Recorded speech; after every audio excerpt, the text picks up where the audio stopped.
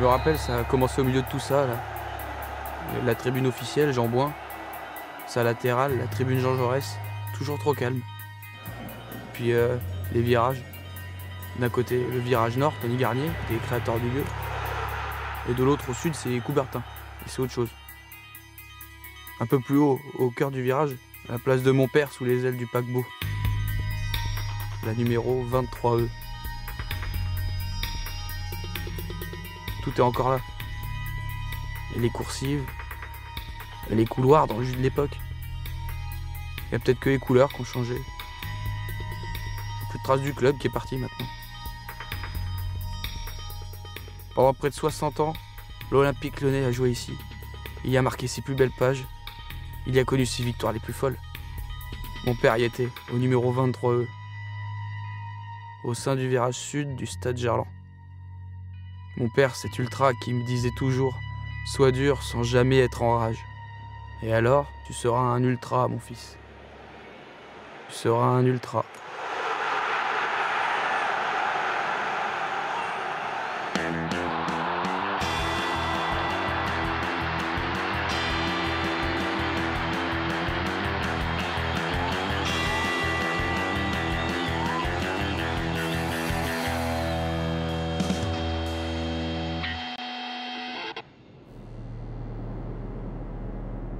Au contraire de mon père, moi, j'ai jamais aimé le football.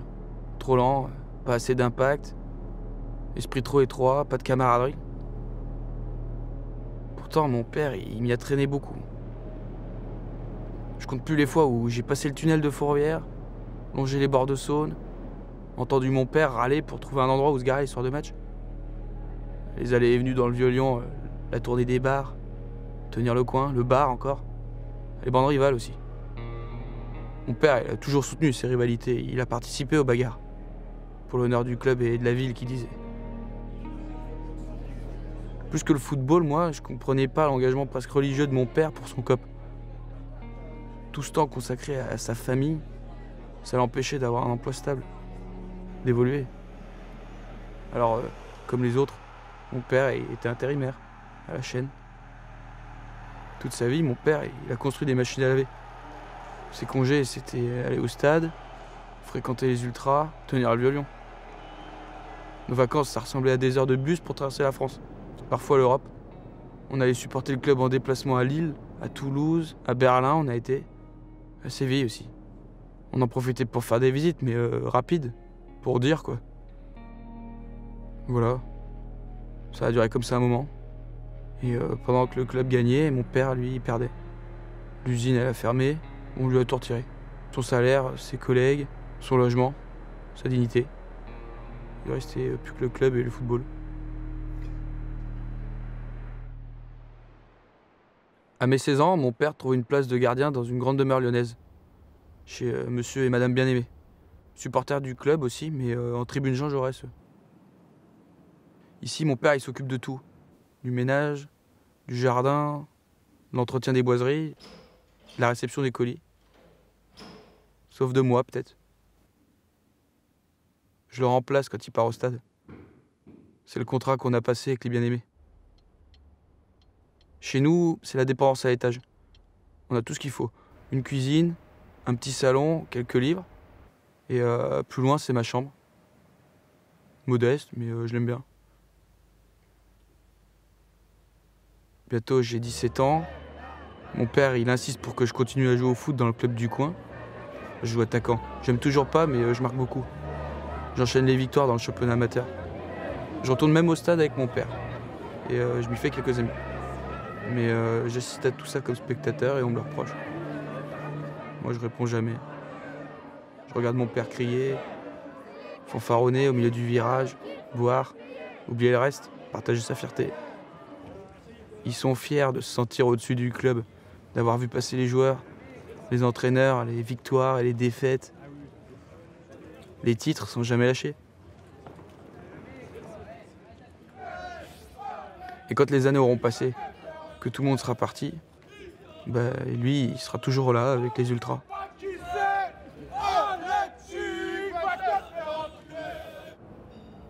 Et puis, il y a ce soir d'hiver.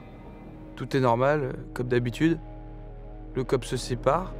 Il y a un groupe qui part au stade pour préparer le tifo, les ambiances, retrouver les dirigeants. Et les autres, avec mon père et moi, on doit tenir le violon.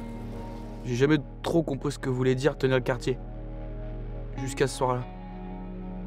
Tenir le quartier, pour moi, c'était la tournée des bars, les rencontres avec d'autres ultras, surveiller les rues. Et là, je découvre une autre ambiance. Les rues sont pleines, les ultras, ils sont là, partout, et prêts à intervenir, on dirait. Ce soir, c'est le derby. C'est Lyon-Saint-Étienne, notre pire ennemi. Au détour de la rue Saint-Jean, on croise des amis, on partage une bière. Et là, mon père, il craque sa mèche. Manière pour lui de dire d'allumer un fumigène. Puis plus rien. Des fumées vertes qui apparaissent. Les fumées adverses. Les ultras des deux camps, ils se retrouvent. Ils s'approchent, ils s'empoignent. Ils se frappent. La police, elle débarque, elle observe, elle intervient comme elle peut. Et mon père, il est là, il observe aussi. Puis il entre dans le bal. Et là, il n'est plus question de football.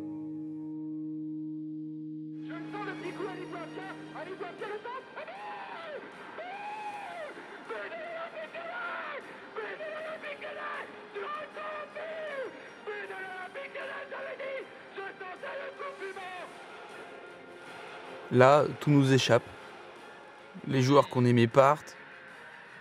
L'OL entre en bourse. Les dirigeants, ils investissent à tout va. Il y a même une équipe de communicants qui débarque. Ils s'emparent de notre histoire, alors qu'à la base, c'était juste un club de football. Le nouveau stade, il est gigantesque, c'est froid et c'est loin en plus. C'est juste un truc pour consommer, pour dormir, faire la fête. Le prix des places, des bières, des maillots, tout augmente. On force la main aux ultras, en vrai. Ils sont dépités de venir s'installer ici. Il y en a qui sont en colère. Ils résistent, mais tout le monde finit par céder. Sauf les interdits de stade. Les IDS comme mon père. Même après le déménagement, les IDS sont maintenus. Monsieur Bien-Aimé, il entend parler de l'affaire. Il lui retire ses permes, puis bientôt sa place de gardien qu'il me propose. Après avoir tout retiré à mon père, on lui interdit maintenant d'aller au stade. Pour une mèche, il lui reste plus que son corps tout usé. Moi, le mien à côté, il est révolté.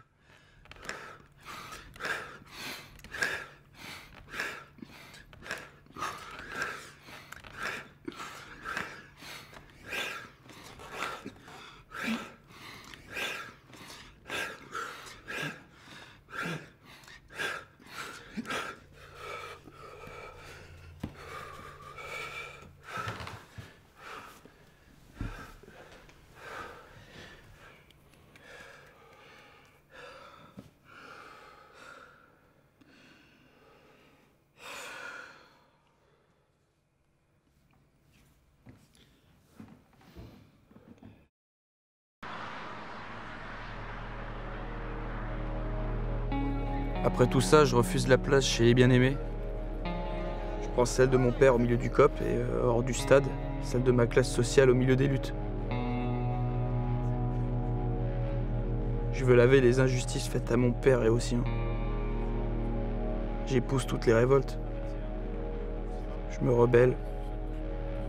Je désobéis. J'aspire à ces luttes pour préserver le monde populaire de mon père. Celui qu'on veut faire disparaître, qui suffoque, mais croyez-moi, toujours en vie.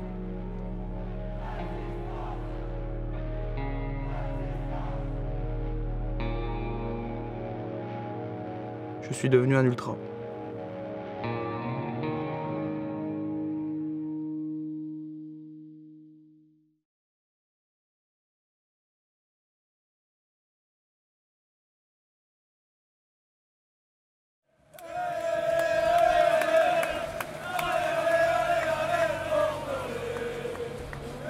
À l'évidence, votre méthode contre les casseurs n'a pas marché. Ils sont là, samedi après samedi, toujours aussi nombreux, toujours aussi virulents. Est-ce que vous allez changer de méthode? En tout cas, je peux vous dire qu'ils n'auront pas le dernier mot.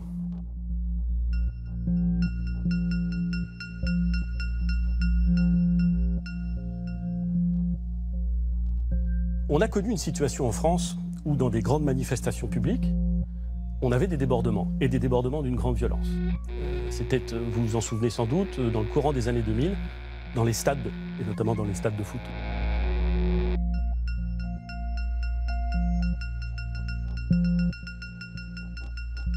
Vous allez faire un fichier pour manifestants. Ce dispositif, il a bien fonctionné. Eh bien, je crois qu'il faut faire évoluer notre droit et compléter une disposition législative dans notre droit.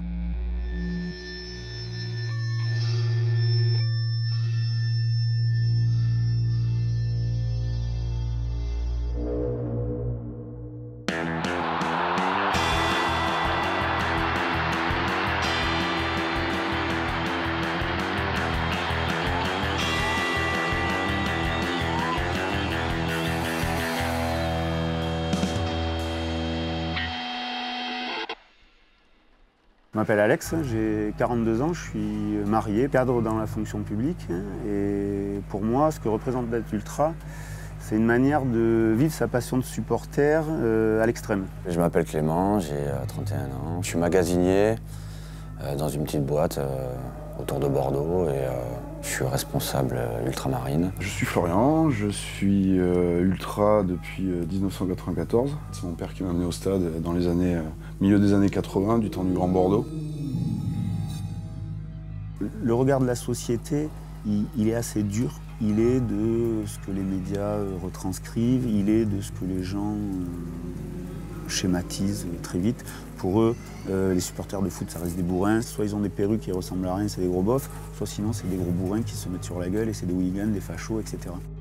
La violence dans les stades atteint des proportions alarmantes en France et en Europe. Les supporters de foot devront bien se tenir désormais. Le ministre de la Justice, Dominique Perben, va annoncer mardi une série de mesures pour en finir avec les violences lors des matchs. Quand tu arrives au premier abord à dire « oui, je suis ultra », les gens te regardent comme si tu étais un type assoiffé de bière et de haine. Nous, on est là pour supporter notre club de manière peut-être exacerbée, mais c'est la différence avec le hooliganisme. Le hooligan, il est là uniquement pour se taper. La violence dans les stades et dans le collimateur de Nicolas Sarkozy. Une nouvelle démarche pour endiguer les phénomènes de violence et de racisme observés dans les stades français. On nous a diabolisé, caricaturé et le groupe s'est créé dans cette atmosphère-là. Donc ça lui a forgé son identité et on a réussi, malgré ça, à perdurer. Des interdictions de stade pouvant aller jusqu'à 3 ans sans passer par un juge et la création d'un fichier de supporters à surveiller. Les clubs pourraient voir leurs prérogatives élargies. Les instances du football et l'État français profitent de ce contexte plutôt favorable. Les ultras ont mauvaise presse et se permettent de faire des choses qui ne se permettent pas pour d'autres catégories de citoyens. Aujourd'hui, on est arrivé à un état où notre problème, c'est la liberté de circulation. On nous interdit de déplacement, il y a des interdictions de stade suite aux interdictions de déplacement. Même plus besoin de passer par une décision de justice pour interdire quelqu'un de stade.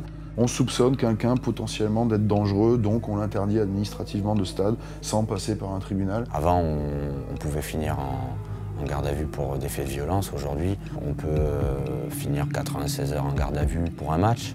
On est sur la même échelle que des terroristes ou des mecs dans le grand banditisme.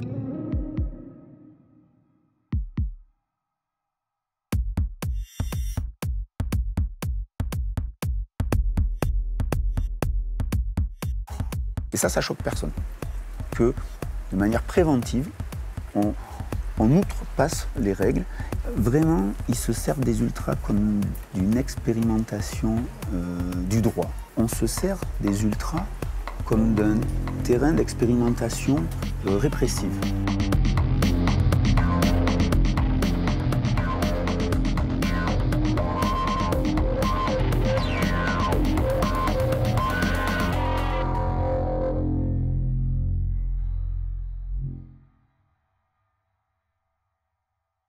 La question, parce qu'on ne va pas l'éviter non plus, vu qu'on parle de répression, quel est le rapport des ultras à l'épineuse question de la violence? Elle est bien ta question. Elle est pas mal. La violence existe au sein du mouvement ultra, oui, mais elle existe au sein de la société. Chez les ultras, la violence fait partie de l'antagonisme entre différents clubs. Avec l'énervement du match, etc. Il se peut qu'il y ait des dérapages, mais tout comme il peut y avoir un dérapage en fin de soirée ou lors d'une manif. C'est compliqué de parler de violence et de dire que oui, elle fait partie du mouvement. elle en fait partie intégrante, c'est sûr, mais c'est pas le leitmotiv des groupes ultras.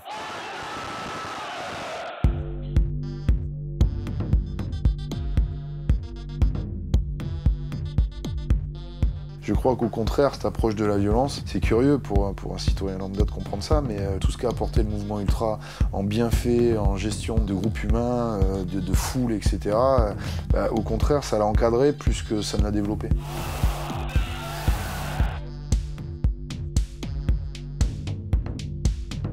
Évidemment qu'il y a eu des accidents, mais ça reste quand même marginal comparé au nombre de milliers de personnes qui sont déplacées, qui sont gérées tous les week-ends dans tous les stades de France depuis l'éclosion du mouvement ultra dans les années 80. Alors qu'on est en train d'allumer des fumigènes et ça va évidemment coûter cher encore une fois aux Girondins de Bordeaux, la conséquence de ces supporters, et ça va troubler le spectacle. Les instances du foot, ils sont là pour vendre un spectacle. Et ce qu'ils ne comprennent pas, c'est que, hormis à Paris, peut-être Monaco, Marseille, Lyon, on a le spectacle sur le terrain, mais dans tous les autres clubs de Ligue 1, il n'y a pas de spectacle sur le terrain. On a des matchs de merde quand même, on en a plus d'un chaque journée. Et finalement, le spectacle, il est où? Il est dans les tribunes, dans ces stades-là.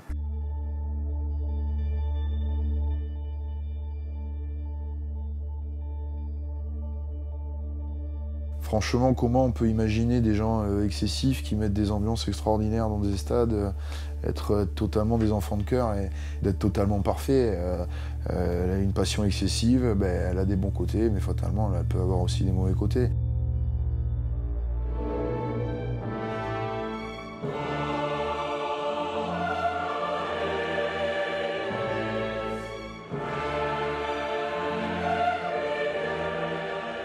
Moi, les gens les plus extraordinaires que j'ai rencontrés dans la vie, c'est dans le mouvement ultra. Les ultras, c'est vraiment des gens à part, quoi. Aujourd'hui, les gens font des beaux sourires, tout le monde se demande si ça va, mais finalement, tout le monde s'en fout. Et tout le monde se juge par rapport à sa réussite sociale. Et aux ultras, qu'on ait très bien réussi sa vie, ou qu'on soit chômeur en étant RMI, il n'y a aucun jugement. Donc c'est ça qui est beau et qui attire tous ces gens-là et qui fait le point commun de ces gens-là. C'est un vrai lien social pour la ville et aujourd'hui, c'est sans aucun doute la plus grosse association de jeunesse de Bordeaux, les Ultras.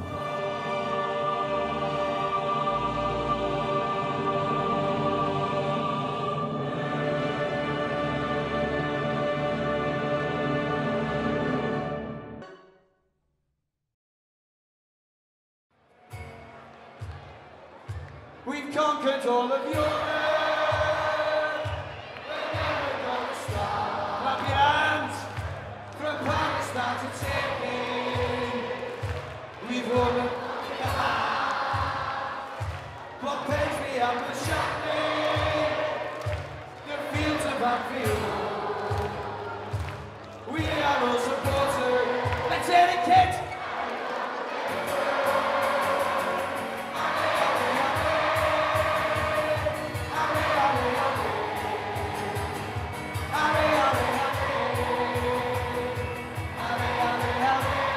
You sing it to me!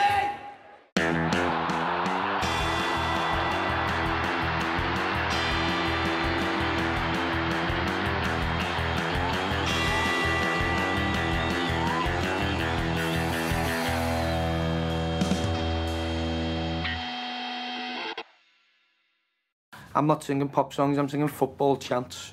It's quite unheard of for a musician to be able to gather football fans together, and it just happened. I didn't try to make it happen, it just sort of happened between me and the fans. And you know, it's 4 o'clock on a Saturday afternoon and Liverpool play tomorrow. I mean, Liverpool's kick-off's over 24 hours away, and you hear all these kids ready to sing Liverpool songs. It's amazing. It's not like my own personal journey, it's all about everybody, and that's what, like I said before, music brings people together, and that's what it's about, bringing people together. We've conquered all of Europe. We're never gonna stop. From Palestine to Turkey. We've won the I've been a Liverpool fan all my life. I first started going in the 1970s, the early 70s as a child. Yeah, during the 70s and 80s, the atmosphere was fantastic because everyone was standing up in the Kop. It was a community. If you're seeing footage of the people swaying, singing along to various songs, you know, and pop music was integral to that, you know.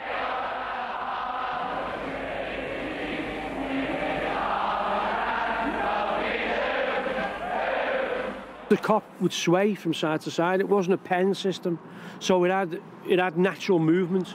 Even as a child, I never felt real danger because you knew everyone would look after you.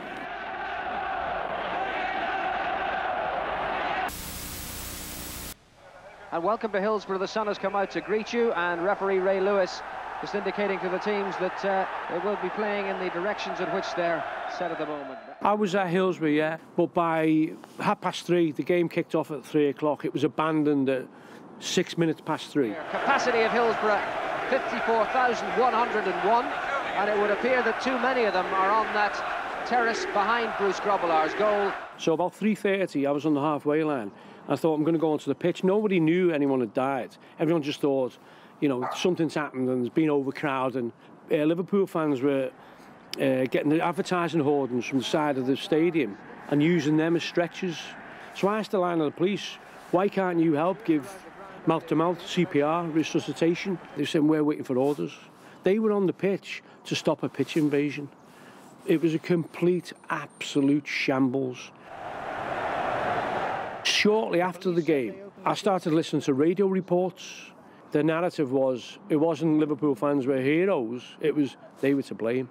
You know, so they completely shifted the blame. In 2016, the inquest, the longest inquest in British history, concluded that the fans had no blame whatsoever, that it was down to a lack of police control and catastrophic decisions by the police.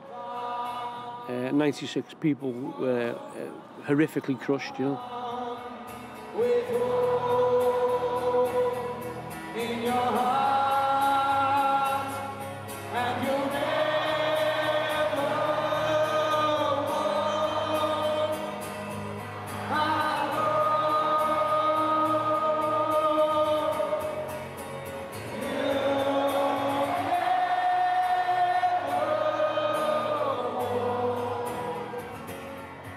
For a lot of people, it's a very emotional song. It brings memories, and it's always sung around the time of, you know, that people think of Hillsborough and stuff like that. I know a lot of friends who, if I'm playing in somewhere and I play You'll Never Walk Alone, a lot of my friends can't really like deal with listening to it because it makes them think about somebody who they've lost. Yeah, it's special. Like Liverpool Football Club, really. It's unique, isn't it? Last time.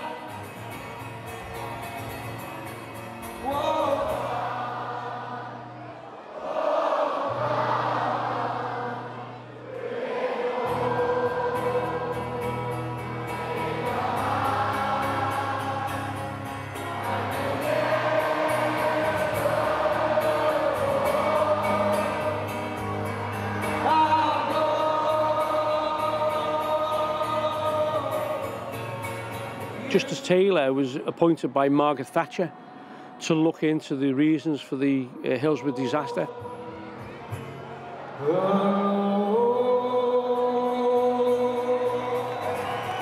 The Taylor report recommended in the top flight of English football that stadiums should be changed to all-seater stadia. Taylor actually recommended that it shouldn't be an opportunity for football clubs to increase the prices away from the working class.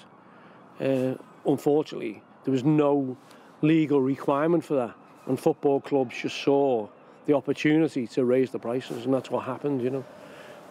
The social profile of fans has changed over the years, there's no doubt about that. From my own experience, a lot of my friends don't go anymore. You know, it's very hard to justify £50 for a football match, you know. And if you want to take kids, you know, you're talking about £100, £150 for a match, you know. So a lot of those people now watch the game in pubs around Liverpool, you know.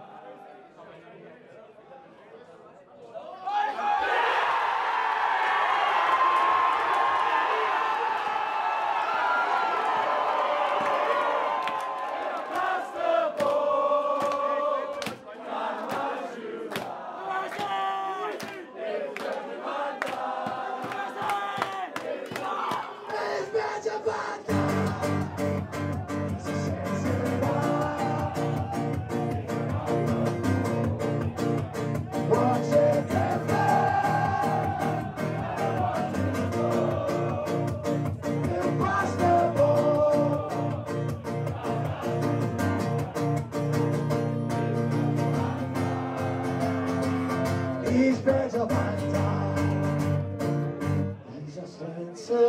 I used to play music around town, playing some covers and stuff, and that then developed into playing music in the pubs after the games. And you know, because everybody tended to be there to support Liverpool, we ended up singing Liverpool songs on the guitars. And you know, we've had lots and lots of great nights over the years, and you know, some great songs have been born from these shows, which are called Boss Nights. And the better Liverpool tend to do as a football team, the bigger these Boss Nights go, you know.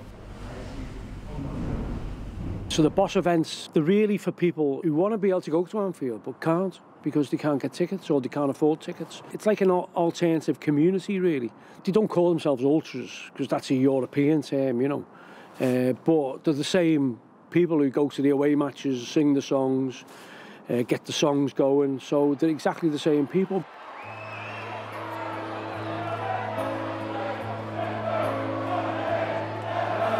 Tell you a story of a poor boy who was sent far away from his home to fight for his king and his country, and also the old folks back home.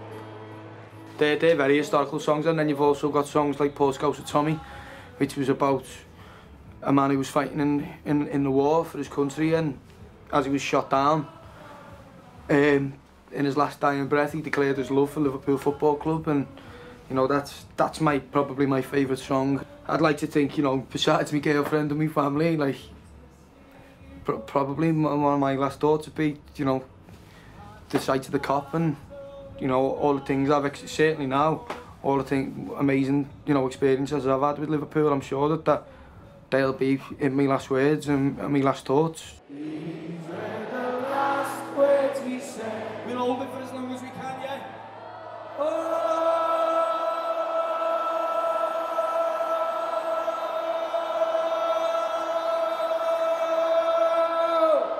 I am a Liverpoolian and I come from a Spidey Park.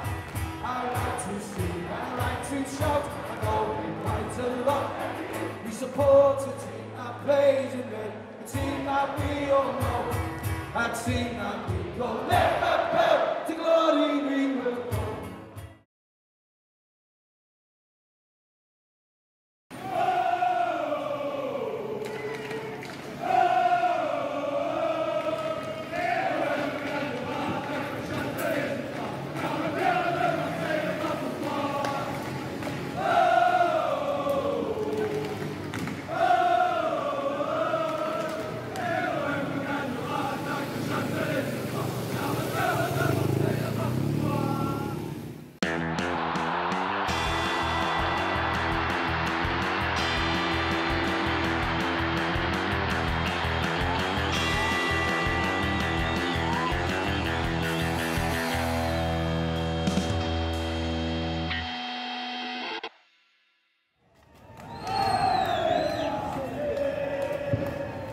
Je suis une fille, je suis myope et j'ai peur de la foule. Je ne vais pas au concert et j'évite les stades, lieux clos à risque d'accidents mortels ou de crimes historiques. Les matchs, je les écoute à la radio. Dans la vie, je suis une spectatrice. Je regarde, je ne participe pas. Les choses auraient peut-être été différentes si j'étais née à Marseille. Bon, déjà, l'OM, normal, je suis marseillaise. Logique. Mon père, il était quand même supporter, déjà, donc marseillais, la famille de base. Et en fait, c'était un jour où mon père, je voulais aller à la fête foraine qui se trouvait derrière le stade au Parc Chanot. Donc, j'ai dit, je vais aller à la fête foraine et tout, j'avais 7 ans. Et il m'a dit, ben, tu viens avec moi au stade, parce que ça se jouait à 3h de l'après-midi. Et après, en sortant du stade, je t'emmènerai à la fête foraine qui était à côté, quoi. Donc moi, oui. En fait, je suis rentré dans le stade et là, j'ai été prise par l'ambiance, par tout, quoi. Mon père déchaîné, qui disait des gros mots que j'avais jamais vus comme ça. Donc voilà, j'ai été prise par le truc tellement que je me suis même plus souvenu qu'il y avait la fête foraine après. Donc voilà, et après, depuis ce jour-là, j'ai toujours voulu aller au stade parce que c'était l'ambiance, c'était les chants, c'était voilà, tout ce truc autour, quoi. Donc c'était, voilà. Et après, mon père, il a fallu qu'il m'emmène à tous les matchs. Moi, j'ai toujours joué au ballon. Depuis que je suis petit, je joue aussi dans un club qui s'appelle le Bure LFC, qui est juste là. J'ai toujours joué au foot, mais en fait, je sais pas c'est quoi qui m'a donné envie, mais en fait, quand on est né à Marseille, qu'on a l'habitude d'aller au stade, etc., c'est une passion. Vous savez pas. Vous êtes pas marseillaise, mais vous savez pas, quoi. En fait, c'est ancré en nous et ça peut pas. Il n'y a pas mieux, quoi. Il n'y a pas mieux qu'être marseillais. Moi, je suis très très fier d'être marseillais. J'ai le cœur bleu et blanc. Fervent supporter de l'OM et pour toujours. Être ultra est un sacerdoce. Il faut avoir la foi pour renoncer à s'asseoir en tribune et rester debout en virage pendant tout le match pour mieux encourager son équipe. Les supporters ordinaires agitent leur drapeau. Les ultras galvanisent le stade tout entier par leur chant. Comment c'est né en fait les premiers groupes de supporters organisés qui sont nés à Marseille? Le premier groupe à Marseille, c'est les Ultras, 84. Et après, il y a eu... Il y a eu les Winners et les Yankees 87. En France, c'est dans les années 80 à Marseille qu'une poignée de spectateurs ont décidé de faire le match au lieu de simplement le regarder. J'ai rencontré certains de ces passionnés qui ont fait l'histoire. Je vais vous dire la vérité, on a un peu copié sur les Italiens. Vous voyez? Mais on a créé des chansons à nous quand même. Hein?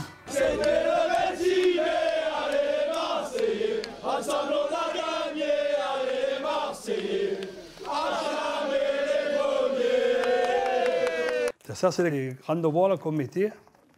Yankees, fanatiques et Ultra, ils sont là. Et que vous faisiez vous-même à la main? À l'époque, on les faisait faire par beaucoup de gens les faisaient faire par leur grand-mère. Par leur grand-mère? Oui, qui cousait, qui était couturière. Moi, j'étais supporter de la Juventus de Turin, depuis tout petit. Mon grand-père... En plus de l'OM? En plus de l'OM, depuis tout petit. Parce que mes grands-parents étaient issus de la migration sicilienne à Turin, et puis Turin, bien sûr, en France, à l'arrivée de Mussolini. Les supporters ultras ont été appelés en Italie les tifosi, par analogie avec le mot tifo, qui désigne la maladie du typhus. Le typhus se caractérise par une forte fièvre et une altération des capacités mentales.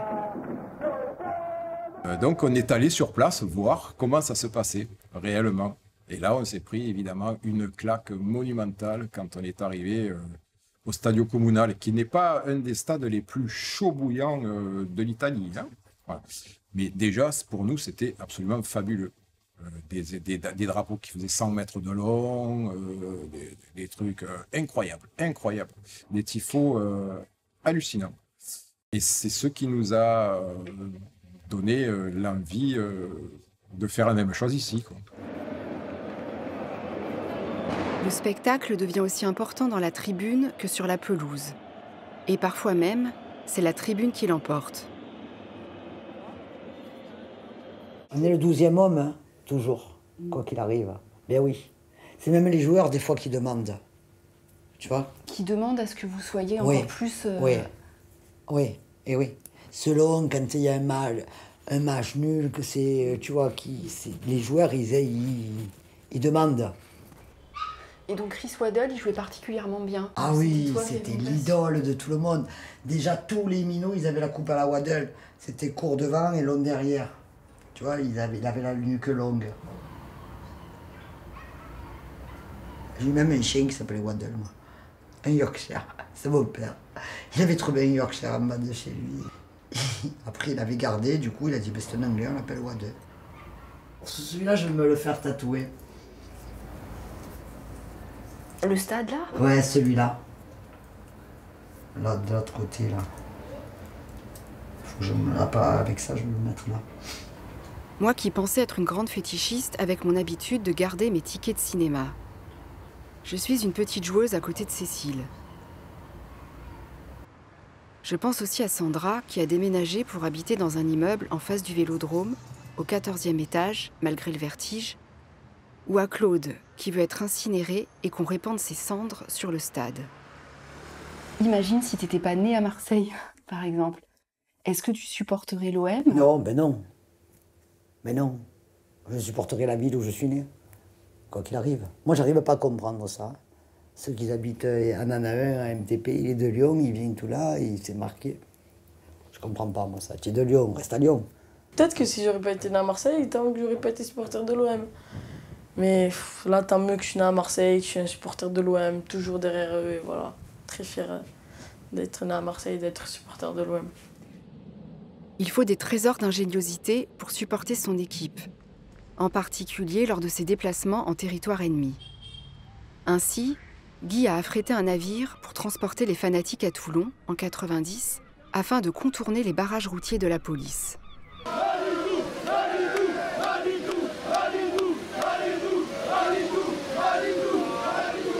Vous l'avez, la petite bâche coucou, c'est Manitou, là. Donc ça, c'est votre petite bâche personnelle. Ouais. Vous avez votre petite bannière à perso à vous. Ouais, mais ils me la mettent, c'est eux qui me la mettent à moi. Ah non, moi, ils me respectent, je suis le capot. MTP, ça veut dire Marseille trop puissant. Ça veut aussi dire Minot trop puissant. Et c'était quand j'étais petit, quoi, en fait. On me l'avait donné. Et voilà. Depuis, j'ai toujours gardé. Tu es dans le stade, donc tu supportes ton équipe, tu chantes et tout pour encourager. Mais après, c'est vrai que tu insultes les supporters adverses, et les supporters adverses aussi t'insultent, il y a du truc. C'est pour ça que là, maintenant, ils ont tous interdit les déplacements, les là, il n'y a plus... Tu vois, ça, même si on les déteste, les Parisiens, mais ils nous manquent au Vélodrome, les Parisiens. Tu vois ce que je te veux dire? Ils sont là, mais au moins, ils nous répondent, comme nous, quand on va à Paris. Vous avez vu les camions de police de l'époque, 69? La police d'avant. Et les supporters étaient déjà très surveillés ou c'était... Mais pas trop, parce que, regardez en photo, là, c'est le stade entier, là, le match, ouais, manger. Ah oui. Moi, je crois qu'on arrive à la fin. Et la fameuse photo avec la coupe.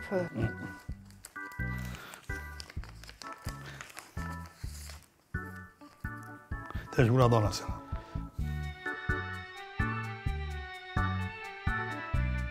Ma mémoire est très sélective. Elle retient uniquement les catastrophes collectives, comme le 11 septembre ou le 13 novembre. À Marseille, le 26 mai 93 est une date aussi importante que la fête nationale ou l'armistice. Je me rappellerai toujours du coup de sifflet final. Je me suis levé et je suis resté peut-être, 3-4 minutes, c'est long, 4 minutes, sans bouger, avec des larmes qui coulaient. Et j'avais mon copain à côté, mon ami, qui me disait « Mais ça va, Gilles, ça va ?» Tout va bien, tout va bien, tout va bien. La malédiction, 38 années est passée. Un club français a enfin gagné une Coupe d'Europe. C'est l'Olympique de Marseille, vainqueur du Milan AC. Et voilà, c'était l'aboutissement en fait d'un rêve. Quand on est supporter, comme nous on peut l'être, d'une équipe, ben, notre rêve c'est de gagner la Champions League. Voilà, c'est le rêve suprême.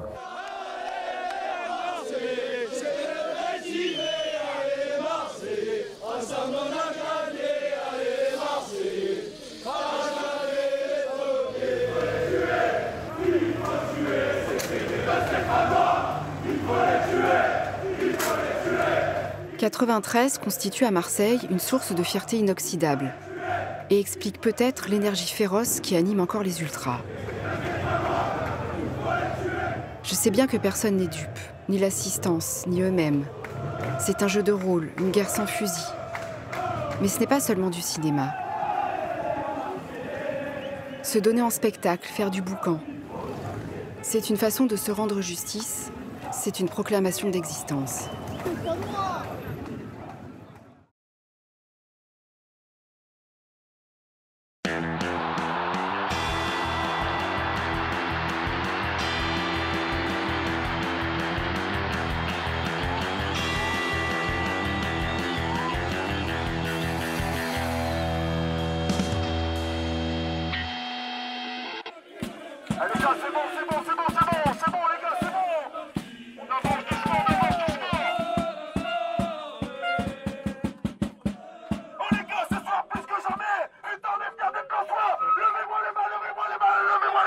Ludovic, je suis le président du KSO 93, donc le COP sang et or, depuis maintenant 2 ans.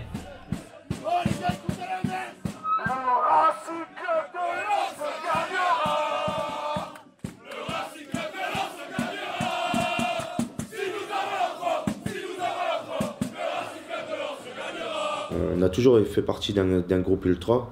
Parce que même si nous, on voudrait le retirer, ce que moi je ne désire pas forcément, mais de toute manière, on est connu en France comme un groupe ultra. Donc l'étiquette est faite et on y est. Ouais, j'en suis fier, quoi, de toute manière, parce que on se considère plus comme des ultras que comme des simples supporters qui vont chanter pour Lens. Nous, on le vit, Lens.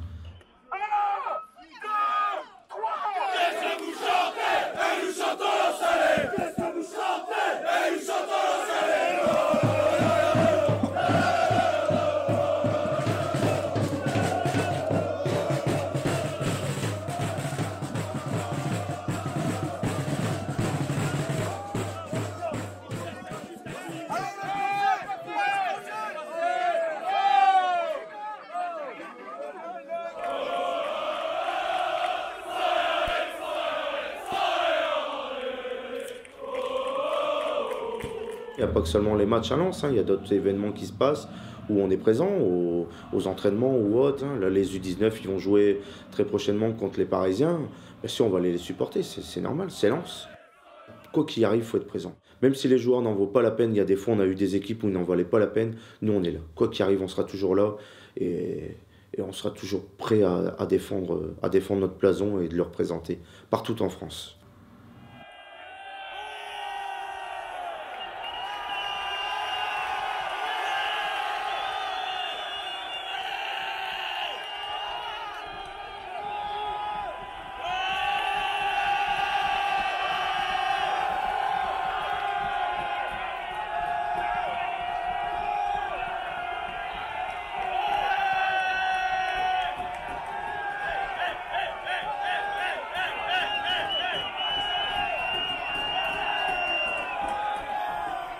Il y a des clubs où c'est moins bon d'y aller, hein. Il y a souvent des bastons et s'il faut y aller, on y va, quoi. Alors il faut voir aussi qu'on est des bonhommes. Qu'on gagne ou qu'on perde, tant pis, on y va. Hein.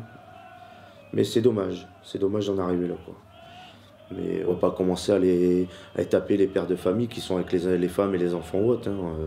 Enfin, on n'est pas des débiles non plus, on n'est pas des sauvages, hein. Je veux dire, dès lors où il y a un contact, c'est ultra contre ultra, ou un groupe de gars contre un groupe de gars, et c'est pareil, c'est pas... on essaie quand même de limiter la casse, quoi. On n'est pas là pour se tuer non plus. On n'est pas des super guerriers, c'est pas des dessins animés. Hein. Donc forcément, ouais, on a des risques. Hein. Je suis rentré où ma femme n'était pas contente de me voir un petit peu avec du sang à droite à gauche, mais bon, c'est ce qui arrive, on le sait, hein. On le sait.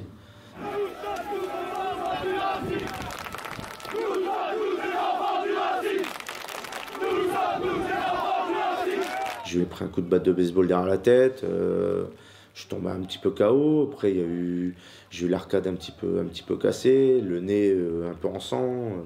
Ouais, si, j'ai déjà eu quelques coups sympathiques, quoi, qui m'ont... J'espère juste pas mourir pour un match de foot, quoi. J'espère juste ça, quoi.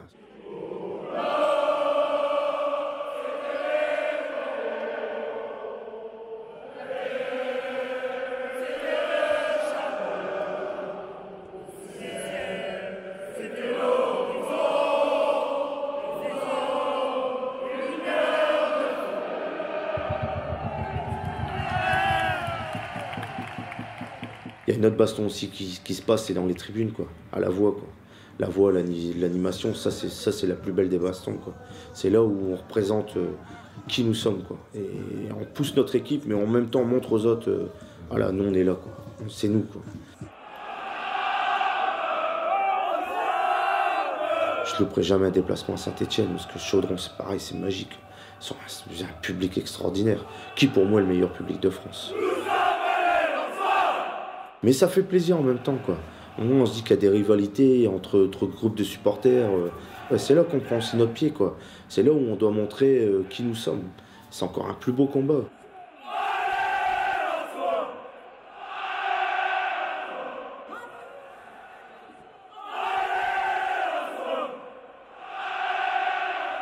On voit la tête des gens, on voit pas le match, mais on le voit sur leur regard, quoi. Et nous, on essaie de leur dire, allez les gars, on s'en fout, nous, notre boulot, c'est de pousser l'équipe, on va y aller. Et on verra à la fin du match si on gagne ou on perd, on verra. Mais stressez pas, quoi. Il faut y aller, il faut chanter. Quoi qu'il arrive, il faut chanter pendant 90 minutes. Mon premier boulot, c'est ça, c'est de supporter mon équipe. Il y a même des fois, je sors du stade, je me rappelle même pas du score, ou je sais même pas le score, je sais juste qu'on a gagné, mais le score... Ouais, bon, on a gagné combien, en fait? Ou j'ai déjà des voisins qui me disent, alors Lens, il a fait quoi? On a gagné, combien? Oh, ça, on va voir sur Internet, je sais plus, je sais pas. Je vois, on a gagné, je cherche pas, on a gagné.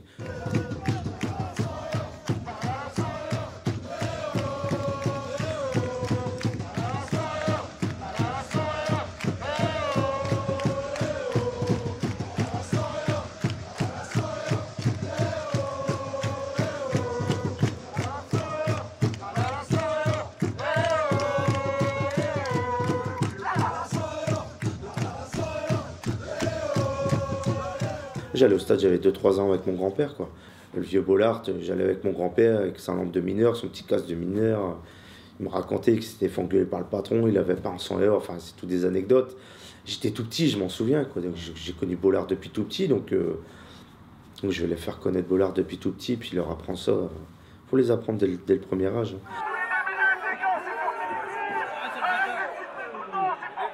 J'ai 4 enfants. Ils savent que c'est pour le football, ils voient l'ambiance, mais malheureusement j'ai eu 3 premières, c'est 3 filles, quoi. C'est un petit peu plus difficile à apprendre aux fils que c'est le football, quoi.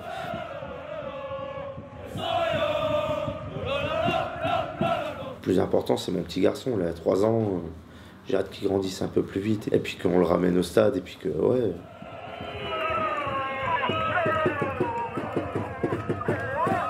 Ils vont rejoindre le KSO, c'est sûr.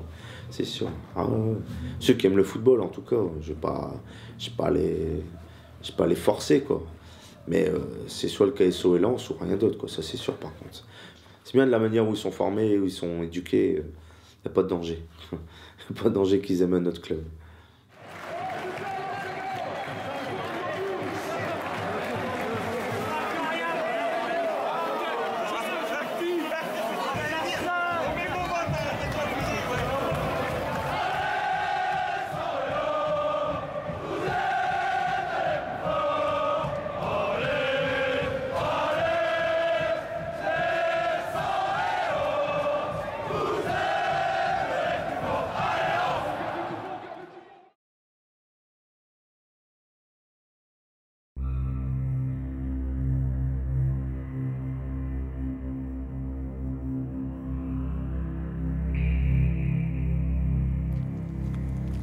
Черенко Виталик, дончанин, общественный активист и в недавнем прошлом ультра Донецкого «Шахтера».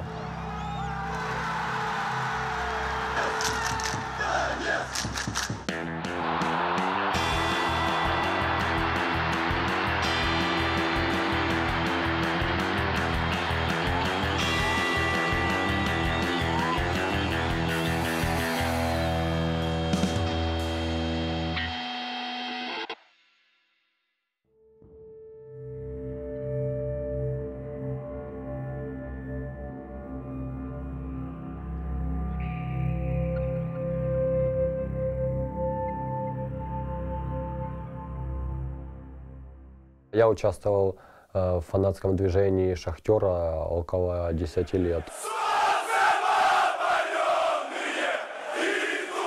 Я попал в движение фанатов «Шахтера», как и большинство ребят. Пришел на футбольный матч «Шахтера», видел за воротами активно поддерживающих ребят. Я стал посещать тоже фанатские трибуны за воротами. Ну и нам приходилось, не буду скрывать, приходилось иногда и драться с фанатами других команд. Но тут важно понять того, что драки эти не влекут за собой никакой, скажем так, запредельной агрессии. Да, на видео, я не спорю, на видео это иногда может выглядеть очень, со стороны очень там, жестко. И да, у меня тоже там нос несколько раз сломан. Но главная цель, чтобы победить в такой вот скоропостижной легкой драке и потом этим хвалиться, как мы шутим в интернете. Мы могли драться, да, там с фанатами «Динамо Киев», но через 2 дня мог быть матч сборной, и мы с ними уже абсолютно дружили, мы могли у них оставаться дома ночевать. Но определенного рода это была игра. Я на самом деле стеснялся того, что я нахожусь в фанатском движении. Я это не афишировал. Мне казалось того, что я студент довольно престижного факультета, исторического факультета. Но после начала Евромайдана я на самом деле перестал стесняться того, что я есть фанатом и ультрасом футбольного клуба «Шахтер».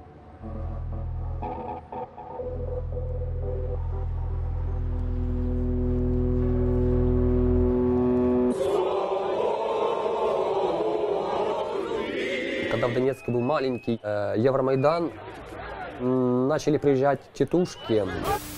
Знакомьтесь, тетушка обыкновенный.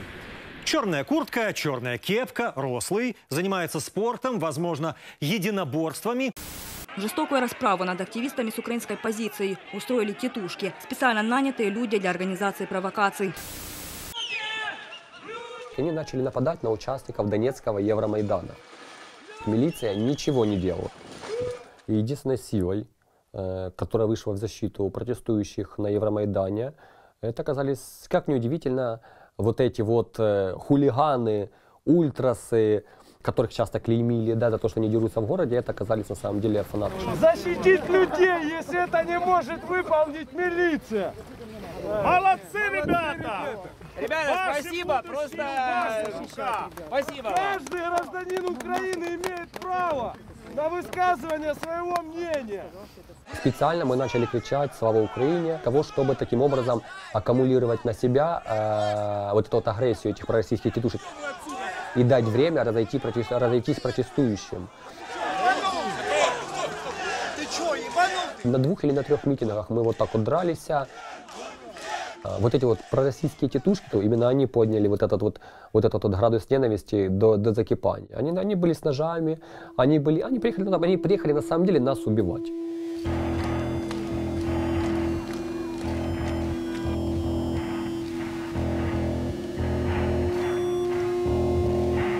После начала оккупации картотека с фанатами футбольного клуба «Шахтер» каким-то невообразимым образом очутилась у работников ФСБ России. И ФСБшники весной 2014 года стали ездить по нашим адресам. Моего друга Игоря Прудникова, никнейм «Казак». Российские ФСБшники знали, где он живет. Они к нему приехали, и после этого мы не имеем информации о нем никакой. Как он конкретно умер и где он похоронен. Ну, конечно, мы боялись. Понимаете, мы же не готовы были никого убивать. Мы обычные ребята, которые любили на футболе подраться и попалить фаера. А здесь российские тетушки и ФСБшники, они начинали убивать. Где-то 2 мая по мне начали стрелять, и я понял, что мы не сможем уже кулаками противостоять против оружия. Я бежал из Донецка с минимумом денег и с минимумом вещей.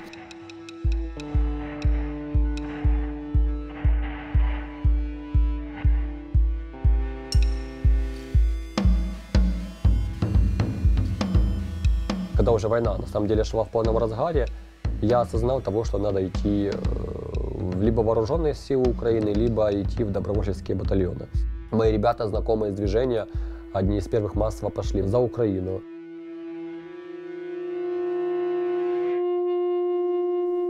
Первым своем около боевом столкновении я еще не умел стрелять.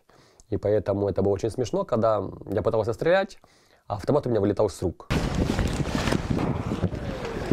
И в начале февраля 2015 года мы попали в город Дебальцево. Битву при городе Дебальцево называют самой большой битвой после Второй мировой войны в Европе.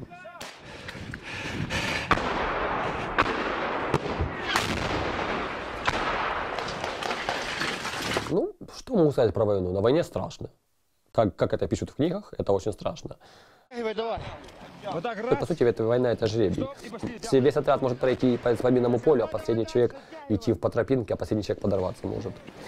Все это настолько непредсказуемо и страшно, но приходилось брать себя в руки в критические моменты.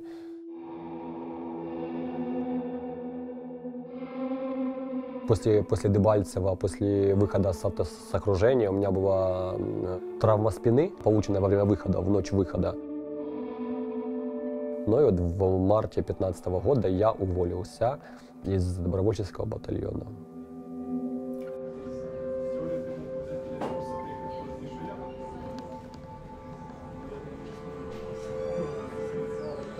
Ну, сейчас мое отношение и к футболу, и к футбольному клубу «Шахтер» гораздо меньше занимают частью в моей жизни. Я уже не испытываю тех эмоций, да, там, юношеского максимализма, как в былые года. Но будем дальше за них переживать. В конце концов, они это символ нашего края. Ну, то есть, какие еще нужны факты того, что Донбасс есть Украиной, если даже футбольные клубы играют в Украине.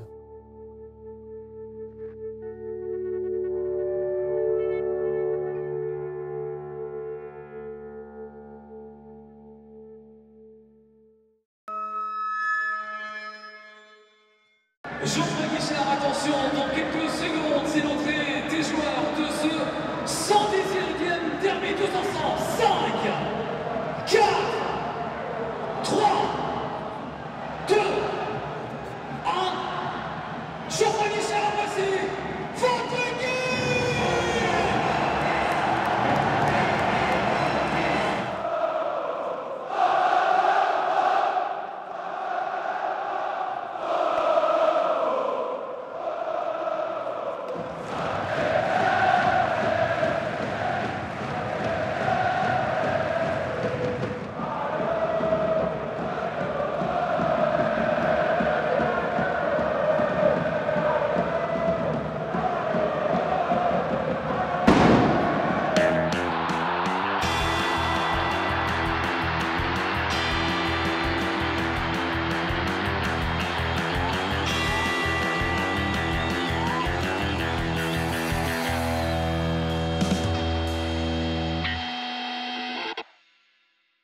Les supporters stéphanois, je dirais, pour moi la première caractéristique c'est un public fidèle, vraiment. Vraiment parce que, je veux dire, depuis 1980, le dernier titre de champion de France, on n'a gagné qu'une pauvre Coupe de la Ligue, c'est tout. Sinon, voilà, on a fait un peu de Coupe d'Europe, vite fait, comme on dit. Mais voilà, après quelques saisons, pas désagréables, hein, bien évidemment, comme la dernière, mais voilà, c'est pas, j'estime en termes justement sportifs, on y revient, le club n'est pas à la hauteur de son public.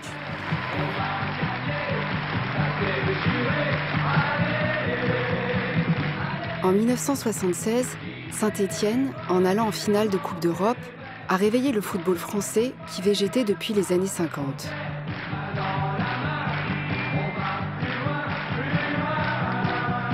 Saint-Étienne, ça fait bien 35-36 ans que j'ai la même histoire d'amour, ce que je ne connaîtrai jamais avec une femme, par exemple. Oui, j'ai déjà 2 divorces, j'ai eu des histoires sentimentales qui ont échoué, d'autres qui ont commencé, vous voyez. Mais avec Saint-Étienne, même si, enfin, ils sont descendus en Division 2 plusieurs fois, enfin, ils ont eu des mauvais résultats. Il y a eu la crise, quand j'étais vraiment ado, il y a eu la caisse noire, il y a eu des tas d'affaires. Il y a eu des moments très difficiles à Saint-Étienne, mais ça n'a rien changé. Tandis qu'avec sentimentalement, s'il y avait eu les mêmes soucis, je ne serais plus avec la personne. Les 2 groupes ultras de Saint-Étienne en activité aujourd'hui, les Magic Fans et les Green Angels, sont nés en 91 et 92, inspirés par le souvenir mythique de l'épopée des Verts.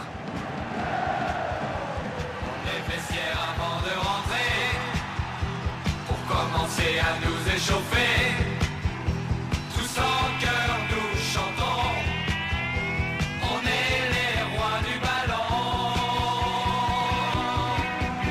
Quand on arrive sur le terrain, on les entend frapper dans leurs mains.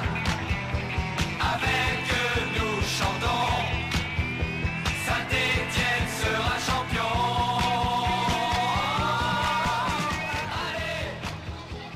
L'AS Saint-Étienne est la seule équipe perdante à avoir défilé sur les Champs-Élysées, où elle a été accueillie par 100 000 spectateurs le 13 mai 1976.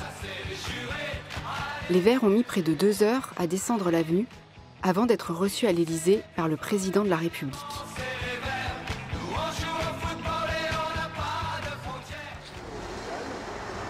Putain, mais t'as vu?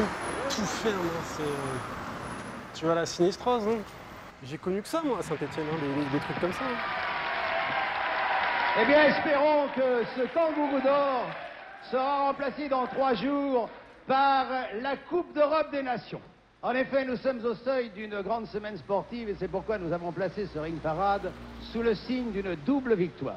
Tout d'abord, celle que nous souhaitons à la glorieuse équipe de l'AS Saint-Étienne. On est une ville mythologique, quelque part. Tu comprends ce que je veux dire? C'est on y croit plus, mais on fait semblant d'y croire. Peut-être que c'est ça qui est apaisant aussi.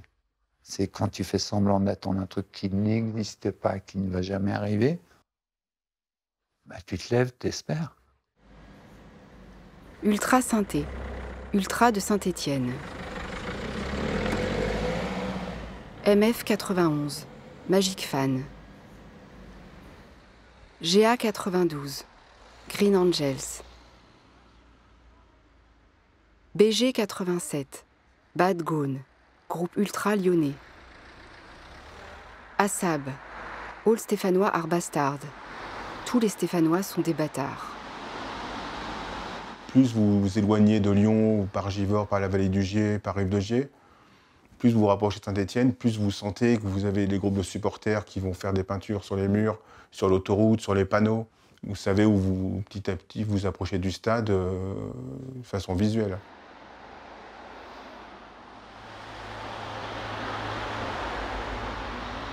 C'est un peu comme les chats quand ils marquent leur territoire en faisant pipi, on va dire. C'est le même système, sauf que c'est par la peinture. Le stade Geoffroy-Guichard est à Saint-Étienne ce que la Tour Eiffel est à Paris. Un lieu de culte et de pèlerinage. Et là, par exemple, vous avez un morceau du COP Nord que je suis allé récupérer un soir, avant les travaux d'agrandissement pour l'Euro 2016, pardon. Ça, c'est un morceau de la tribune que j'ai gardé en souvenir. Les Verts sont la seule équipe de football à avoir été muséifiée. Même les ultras stéphanois sont en exposition. Et chacun peut revivre le 12 mai 1976.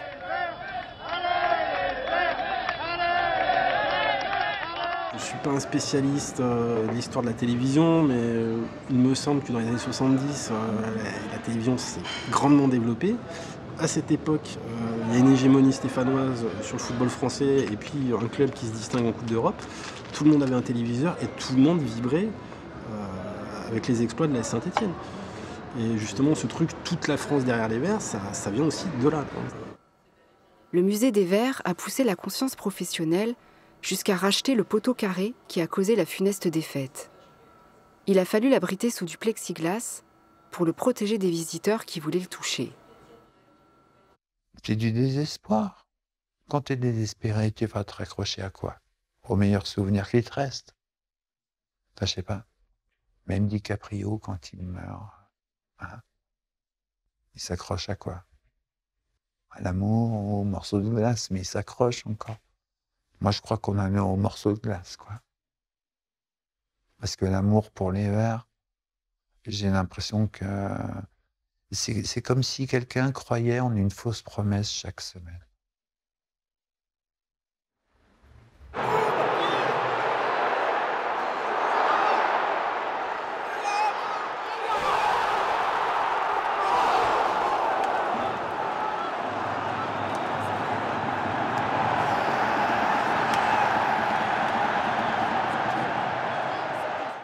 Un fantasme qui marche une fois, tu demandes quoi? À ce qu'il remarche, un jour ou l'autre. Même si ça marche pas pendant des années. Ou comme je te disais, un mec qui mate les femmes, qui mate la même femme dans le tram tous les matins parce qu'ils ont les mêmes horaires de travail. Ils se connaissent pas. Il va la mater pendant 15 ans. Pendant 15 ans, il va rien se passer. Et pendant 15 ans, le mec, il va se dire, peut-être 15 jours. Peut-être 15 jours. Je crois que c'est ce qui se passe avec le foot ici.